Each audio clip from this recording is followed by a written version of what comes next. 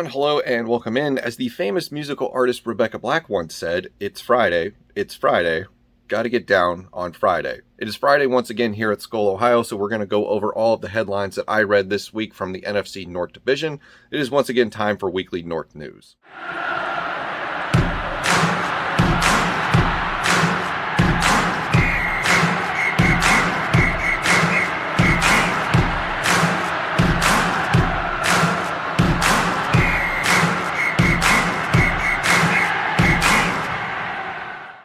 TGIF, thank God I'm Frasier. Yes, it is once again Friday. We are about to go over some of the headlines that I've been reading this past week from the NFC North Division. We will go with the traditional format, one headline per team for the week. Let's get this out of the way so we can all enjoy our weekend. Top headline of the week comes from Green Bay, and the Green Bay Packers headline that I was reading is, former Packers vice president says Green Bay will trade Aaron Rodgers in 2022.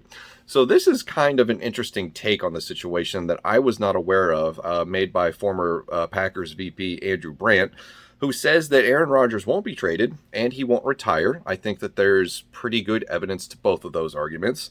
And he said Wednesday that he believes that the Packers will give Rodgers a, quote, contract accommodation and then part ways in 2022. And that contract accommodation could either be financial, it could be something to do with contract length, or it could be both. So there's three different ways that he views this contract accommodation coming to fruition. So I think that this is an interesting take because it's one that we really haven't explored as compared to all of the other options that are currently on the table. We are all hyper-focused in the moment, right?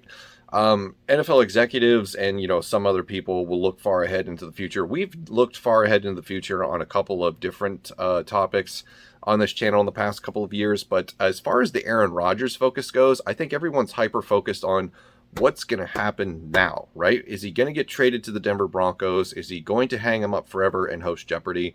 Or will he come back and be enticed enough by whatever it is he demands that the Packers do, and they end up doing it? So we're all kind of, waiting to see what happens because once week one comes around, and depending on where he is, we'll feel more confident in our predictions in the long term. But this is interesting because they could just kick the can down the road, have one of these seasons where Aaron Rodgers does not playing, but he's still under contract, so he's in limbo, and then they figure everything out next offseason, and they eventually split ways. So that's an interesting take, and one that I wanted to point out to you, the audience.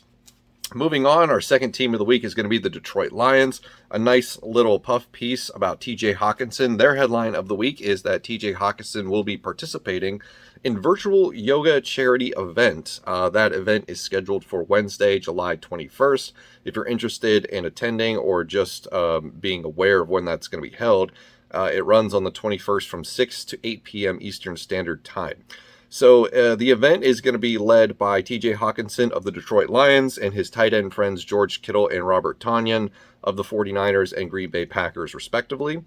They will lead a yoga class that you can join virtually for a $35 donation to Haiti Creates, which is a nonprofit that helps children in impoverished areas of the nation, tongue twister, get a good education. So this is the second straight week that we've brought up TJ Hawkinson. Last week, the headline for the Detroit Lions was that Hawkinson won the heavyweight championship of the inaugural event called Tight End U, which was hosted by George Kittle and various other elite tight ends. I think Travis Kelce was one of them. But it appears that Hawkinson and Kittle have become good friends, and they will now be putting on a charity event with Robert Tonyan. And this is good. It seems like and I agree with the story that reported this, is that Hawkinson is sort of breaking out of his shell. He's becoming more of somebody that is in the spotlight for good reasons, right? So hopefully we see more of that down the line, and Hawkinson turns himself into a candidate for a Walter Payton of the Year award. So Walter Payton Man of the Year award. So that would be a nice thing to see. I really like Hawkinson. I loved him coming out of college in Iowa. I thought he was a very dynamic tight end. Yeah, so a good story all around for the Detroit Lions this week on a rather slow news week for the NFC North as a whole. Next, we move on to the Chicago Bears. Their headline of the week is Allen Robinson extension unlikely ahead of next week's deadline. So if you're unaware, Allen Robinson was hit with the franchise tag by the Chicago Bears organization this year. The Thursday, July 15th deadline is how long they have to sign him to an extension.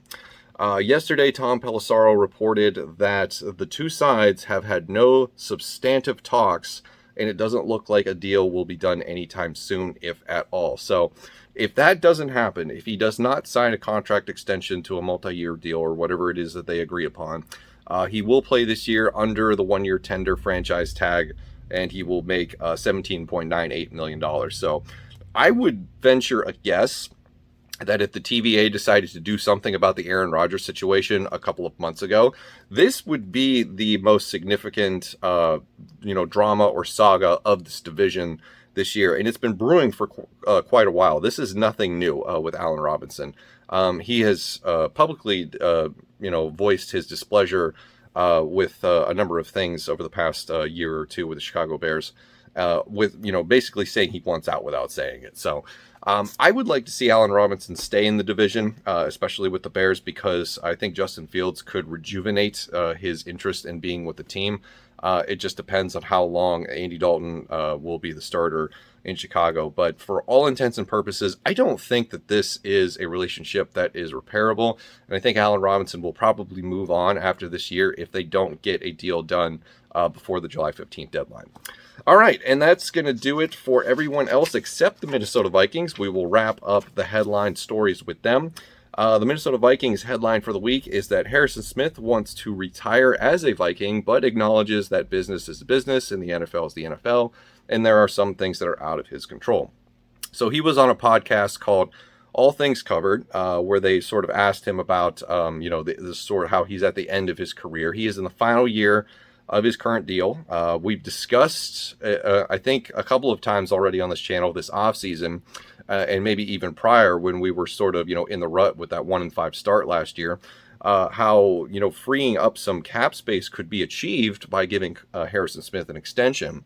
Right now, the Minnesota Vikings, I believe last I checked, have somewhere in the neighborhood of $14 million in cap space, and they don't seem interested in going after another player, although there's been some rumors out there.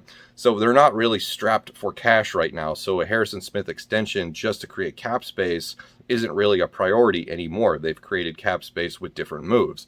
However, I think a Harrison Smith extension is still in the works because he's one of the players that I believe are going to be a focal point for this defense for the next 2 years. Yes, he is... he's been in the league for a long time now, for as long as I can remember.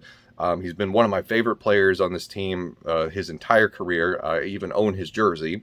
It would be sad to see him go, but as he said himself, if he can control it and stay in Minnesota, he will do that. But there is no guarantee that he can make that happen. So he said on the podcast that, quote, "I don't know what happens at the end of careers. Sometimes things change at the 10-year mark, and I will always consider myself a Viking no matter what." And I love to hear that because he's going in the Hall of Fame, and he's going in with a fucking Vikings helmet or hat or whatever it is that they put on the bus. I don't remember. So he's going into the Hall as a Minnesota Viking, and that's the most important thing. And people who are going to be like, well, he's not a Hall of Famer. Yeah, he is. I mean, come on. The stats don't lie. So that is the story for the Minnesota Vikings. That is the conclusion of Weekly North News for this week. All 4 stories. Let me know what you think of each headline in the comments below. And maybe there was something that I missed this week that you want to share with everyone else. That's going to do it for this video. Thank you for watching. I will see you in the next one.